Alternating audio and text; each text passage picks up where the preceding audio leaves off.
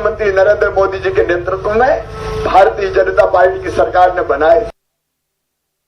रतलाम के दौरे पर पहुंचे बीजेपी प्रदेश अध्यक्ष वीडी शर्मा ने कांग्रेस पर जमकर हमला बोला। उन्होंने एक बार फिर कहा कि कांग्रेस के खून में ही जहर भरा है। वीडी शर्मा ने कहा कि कांग्रेस अपना अस्तित्व खो रही है। कांग्रेस नेताओं को होश ही नहीं है कि वो क्या बोल रहे हैं। वीडी शर्मा जावरा में संघ की बैठक में शामिल होने पहुंचे थे।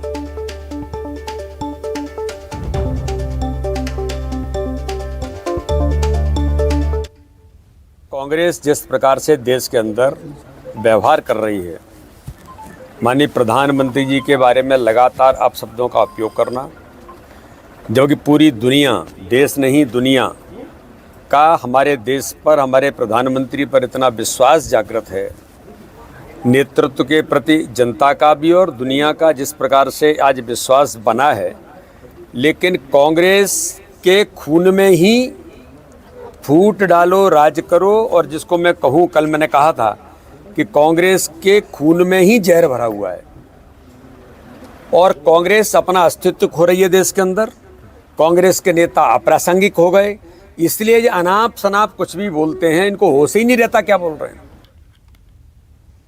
एमपी में जैसे जैसे विधानसभा चुनाव नजदीक आ रहे हैं, पार्टियां तैयारियों को लेकर कमर कसने लगी हैं और इसी कड़ी में बीजेपी ने अपने सभी जिला अध्यक्ष मंडल के कामकाज को लेकर रिपोर्ट तैयार की है, जिसके आधार पर बूथ विजय संकल्प अभियान में बेहतर काम नहीं करने वालों पर गाज गिर सकती है। बता दें कि बीजेपी 4 मई से लेकर 14 मई तक बूथ विजय संकल्प अभियान के तहत परफॉर्मेंस सुधारने का निर्देश दे चुकी है। तो वहीं इस मामले पर प्रदेश महामंत्री भगवान दास सबनानी का कहना है कि पार्टी समय समय पर कार्यों की समीक्षा और बदलाव करती रहती है। तो वहीं इस मामले पर कांग्रेस ने चुटकी लेते हुए बीजेपी पर तंज कसा और कहा कि इन बदलाव के बावजूद भी बीजेपी सफल नहीं होगी। उसका काम का मूल्यांकन होता है, वो जो अभियान दिए गए, कार्यक्रम दिए गए, उसको किस तरीके से पूरा कर रहा है। ऐसे जहां लगता है कि उस कार्यकर्ता की भूमिका बदलनी चाहिए, वो दायित्व तो कोई भी हो सकता है, उसमें यथा समय हम उसको परिवर्तन भी करते। भारतीय जनता पार्टी अब चुनाव के जब मोड में है तो उसमें कोई समझौता नहीं होगा। जो बेहतर परफॉर्मेंस करने वाला होगा उस कार्यकर्ता को वो जिम्मेदारी दी जाएगी। देखिए, कुल मिलाकर सरकार की विफलताएं जनता जान चुकी है अच्छे से। इनकी 160 विधानसभाओं में विकास यात्रा को जनता द्वारा खदेड़ा जाना सबने देखा है इस बात को। अब ये जन आशीर्वाद यात्रा भी शुरू करने वाले पर कर नहीं पा रहे, हिम्मत नहीं है। तो अब ये क्या संगठन पर ठीकरा फोड़ रहे हैं, संगठन में बदलाव लाने की कोशिश कर रहे हैं, जबकि भारतीय जनता पार्टी में कभी ऐसा हुआ नहीं है कि संगठन में इक्का दुक्का बदले गए हों। खरगोन जिले के रावेरखेड़ी में बाजीराव पेशवा की 283वीं पुण्यतिथि पर बीजेपी ने एक कार्यक्रम किया, जिसमें प्रदेश के कृषि मंत्री और खरगोन के प्रभारी मंत्री कमल पटेल ने नया नारा दिया। कमल पटेल का कहना था कि जो जीता वो सिकंदर नहीं, बल्कि जो जीता वो बाजीराव होना चाहिए, क्योंकि बाजीराव पेशवा प्रथम अजय योद्धा थे। बीजेपी चाहती है कि युवा वर्ग सिकंदर की जगह बाजीराव पेशवा का नारा दे।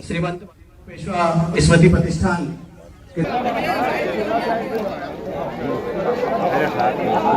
जैसे कहते हैं ना, चाणक्य की रणनीति और अजय योद्धा, सही कहा डॉक्टर निशांत खरे जी ने कि जीता वो सिकंदर नहीं, जीता वो बाजीराव।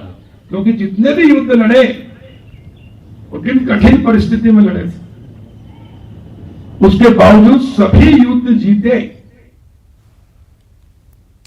कलचुरी समाज के भगवान सहस्त्रबाहु पर धीरेन्द्र शास्त्री के बयान ने तूल पकड़ लिया है। कलचुरी समाज ने भोपाल में पुलिस को इससे लेकर शिकायत की है, तो वहीं मामले को बढ़ता देख धीरेन्द्र शास्त्री ने ट्वीट कर माफी मांग ली है।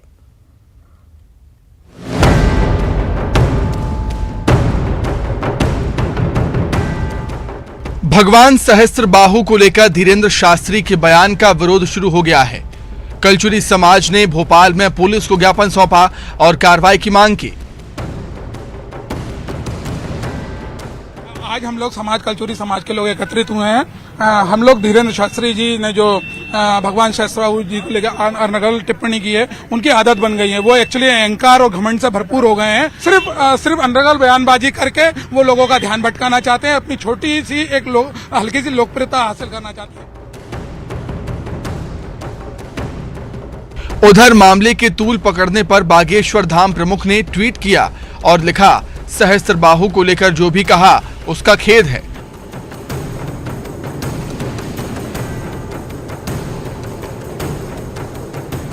पंडित धीरेन्द्र शास्त्री इससे पहले संत तुकाराम पर भी टिप्पणी को लेकर खेद जता चुके हैं। भोपाल में ऐशबाग स्टेडियम का नाम नगर निगम ने बदल दिया है। अब ये stadium Kailash Sarang hockey stadium से जाना जाएगा। कांग्रेस ने नाम बदलने को लेकर बीजेपी पर तंज कसा है।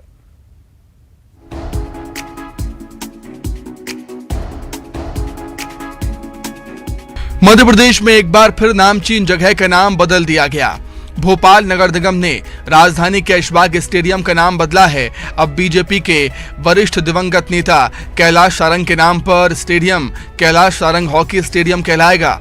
इसके साथ ही जहांगीराबाद चौराहे से पुल पाथरा तक के मार्ग का नाम बदलकर बाबूलाल गौर मार्ग कर दिया गया। इधर लाल घाटी से सुल्तानिया तक मार्ग को शहीद ग्रुप कैप्टन वरुण सिंह के नाम पर रखने का प्रस्ताव रखा गया है। ऐशबाग का नाम बदले जाने पर कांग्रेस ने बीजेपी पर तंज कसा। पीसी शर्मा का कहना है कि नाम बदलने पर आपत्ति नहीं है, लेकिन स्टेडियम में खिलाड़ियों को सुविधा तो दीजिए। हॉकी का भोपाल मदीना कहा जाता था और ऐशबाग स्टेडियम से बड़े बड़े ओलंपियन वर्ल्ड लेवल के खिलाड़ी निकले हैं। उसकी हालत खस्ता है, टर्फ नहीं है, उसको ठीक नहीं करेंगे। सुविधाएं दे दीजिए, लोगों को फ्री इलाज मिल जाए, आयुष्मान कार्ड से इलाज हो जाए, ये काम करें। ये नहीं करेंगे, नाम बदल देंगे।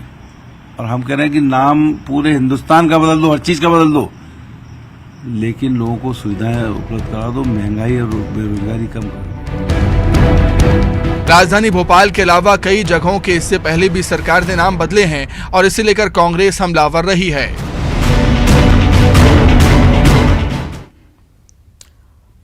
मध्य प्रदेश में 10वीं और 12वीं की परीक्षा देने के बाद लाखों छात्र रिजल्ट का इंतजार कर रहे हैं। उन छात्रों के लिए जरूरी खबर है, 10th और 12th का रिजल्ट 25 मई तक आने की उम्मीद है। न्यूज 18 से स्कूल शिक्षा मंत्री इंदर सिंह परमार ने कहा कि 10वीं कक्षा की कॉपियों के मूल्यांकन का काम लगभग पूरा हो चुका है। 12वीं की कॉपियां भी जल्द जांच ली जाएंगी, फिर एक साथ रिजल्ट जारी किया जाएगा।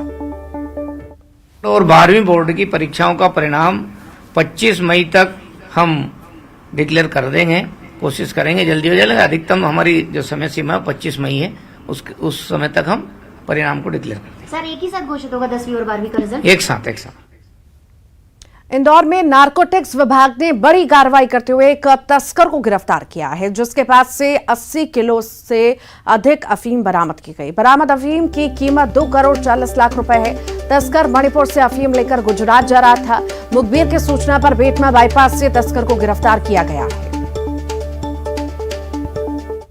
हमारी टीम नारकोटिक्स विंग इंदौर के द्वारा कल रात को एक बड़ी कार्रवाई करते हुए एक आरोपी जिसका नाम है सुजाना राम, उसको लगभग 80 किलो अफीम के साथ में गिरफ्तार किया गया है और उसके कब्जे से 80 किलो अफीम के 110 पैकेट हमने जब्त किए हैं। सुप्रीम कोर्ट से एमपी सरकार को